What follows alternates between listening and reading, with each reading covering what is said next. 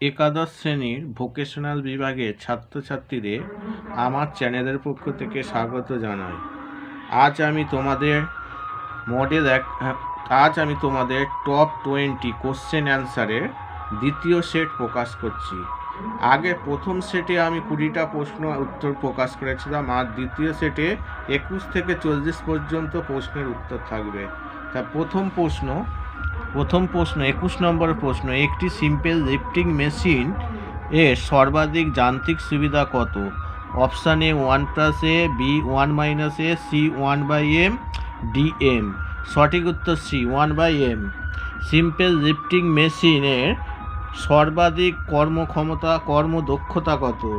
উত্তর হবে 1/m × VR।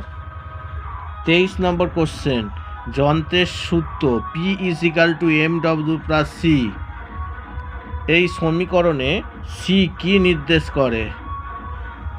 উত্তর হচ্ছে যন্ত্রের ঘর্ষণকে সূচিত করে। সি হচ্ছে যন্ত্রের ঘর্ষণ। তারপর হচ্ছে 24 নম্বর কোশ্চেন, একটি প্রথম শ্রেণীর কপি কলের সমবায়ের গতিবেগের অনুপাত 32 হলে সেটিতে কপি কলের সংখ্যা কয়টি? এবার প্রথম শ্রেণীর কপি কলের গতিবেগের অনুপাতের সূত্র 2n। n মানে নাম্বার অফ কপি কল, তাই এখানে 2n মানে কত? 32। এবার 32 মানে কি? তিনটে, আমি যদি হচ্ছে 5টা 2কে গুণ করে 32 হয়ে যাবে, অর্থাৎ 2n = 2^5, বা n সমান কত? 5।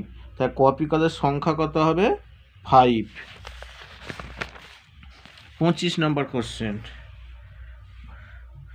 নম্বর কোশ্চেন, দ্বিতীয় প্রণালীর একটি কপি কলের সমবায়ে কপি কলের মোট সংখ্যা 16টি হলে তার গতিবেগের অনুপাত কত? দ্বিতীয় প্রণালীর কপি কলের ক্ষেত্রে কপি কলের গতিবেগের অনুপাত সমান হবে কপি কলের সংখ্যা। তাই এখানে কপি কলের সংখ্যা কত? 16, সেই জন্য গতিবেগের অনুপাতকে VR দ্বারা প্রকাশ করা হয়। VR = 16। 26 নম্বর, একটি তৃতীয় শ্রেণীর কপি কলের গতিবেগের অনুপাত 7 হলে সমবায়টিতে কপি কলের সংখ্যা কত? তা তৃতীয় শ্রেণীর কপি কলের ক্ষেত্রে গতিবেগের অনুপাতের সূত্র হচ্ছে 2n-1। এখানে দেখো 2n-1 মানে কত দিয়েছে? 7। তাই 2n মানে কত হবে? 7 + 1 = 8, বা 2n = 2^3, বা n সমান কত? 3। বা 27 নম্বর কোশ্চেন, সাধারণ চক্রকে ক্যাপিটাল ডি এবং অক্ষদণ্ডকে স্মল ডি ধরা হয়, গতিবেগের অনুপাত কত? উত্তরটা হবে ক্যাপিটাল ডি / স্মল ডি। এবার 28 নম্বর কোশ্চেনে বলছে, সিম্পল স্ক্রুয়ের পিচ দিয়েছে স্মল পি এবং হাতলের দৈর্ঘ্য L হলে গতিবেগের অনুপাত কত? গতিবেগের অনুপাত হবে 2πL / p। পাই মানে হচ্ছে 22/7। তারপর হচ্ছে 29 নম্বর প্রশ্ন, ঘর্ষণ কোণ এবং ঘর্ষণ গুণাঙ্ক মিউ এর মধ্যে সম্পর্ক কি? তা মিউ সমান কি হবে? tan lambda. তারপর হচ্ছে ঘর্ষণ গুণাঙ্ক কি? ঘর্ষণের সীমামান এবং লম্ব প্রতিক্রিয়ার অনুপাতকে ঘর্ষণ গুণাঙ্ক বলে।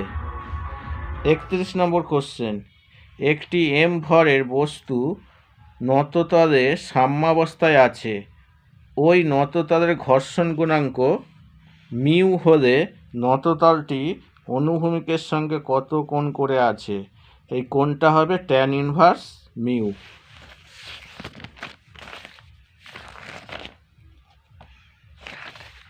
32 নম্বর কোশ্চেন, পৃষ্ঠতলকে মসৃণ করলে ঘর্ষণ কোণের মান কি পরিবর্তন হবে?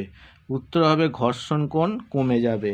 33 নম্বর, 10 কিগ্রা ভরের একটি বস্তু অনুভূমিক তলে রাখা আছে। বস্তুটিতে গতিশীল করতে হলে তলের সমান্তরালে কমপক্ষে 49 নিউটন বল প্রয়োগ করতে হয়। ঘর্ষণ গুণাঙ্কের মান কত?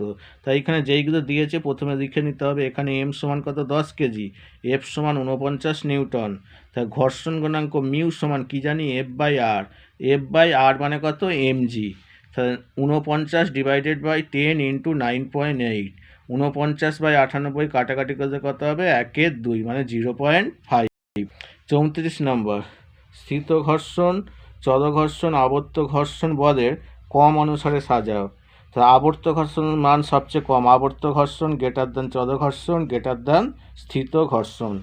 35 নম্বর, PQR বদের সাম্যাবস্থার ক্ষেত্রে র্যামির উপপাদ্যটি দেখো। এখানে ছবিটা দিয়ে দেবে, ছবিটা দিয়েছে দেখো, একটা সবুজ কালিতে দিয়েছি। এরকম সাম্যাবস্থায় থাকলে র্যামির উপপাদ্যটা কী হবে?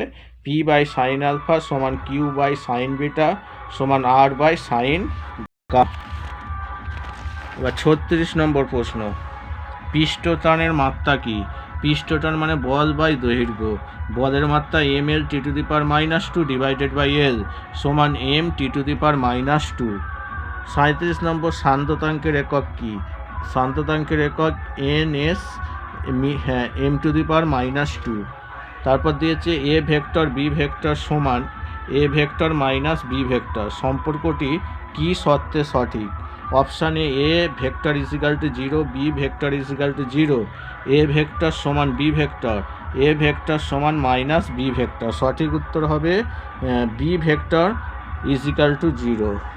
39 নম্বর প্রশ্ন, vector a dot vector a সমান কত? অপশান এ, এতে দিয়েছে a ক্যাপিটাল এ, বিতে a, সি স্কয়ার, ডি হচ্ছে 1। এইখানে হবে সঠিক উত্তর হবে a স্কয়ার। 40, দুটি ভেক্টর রাশির ভেক্টর গুণফল 0 হলে ওদের মধ্যবর্তী গুণফলের মান কত? সঠিক উত্তর হবে 0 ডিগ্রি। তোমাদের হচ্ছে এইখানে 40টা প্রশ্ন দিলাম। এর পরবর্তী ভিডিওতে আরও হচ্ছে 20টা মানে 60টা প্রশ্ন দেওয়া হবে। এবং পরবর্তী ভিডিও পাওয়ার জন্য আমার এই চ্যানেলটিকে সাবস্ক্রাইব করবেন এবং তোমাদের বন্ধুদের মধ্যে এই ভিডিওটা শেয়ার করবে।